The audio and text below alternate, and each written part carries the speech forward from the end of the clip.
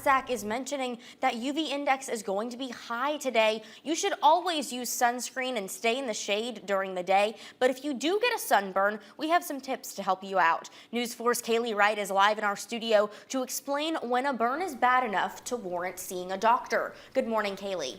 Good morning, Caroline. According to dermatologists, sunburns can range from mild to severe.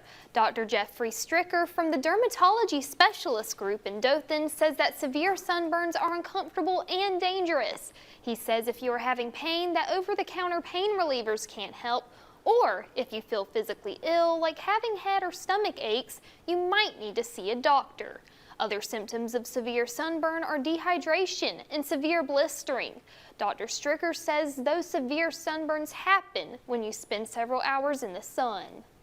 So where I have seen this in my professional life is when someone's fallen asleep outside, and so they're not monitoring it. Most folks know when they're starting to burn, that damage starts to accumulate almost immediately, but then it starts to build, and you start to feel more and more warm, more and more flush, and you look down and you realize you're getting a pretty good sunburn as you're going. So it doesn't necessarily start out as severe.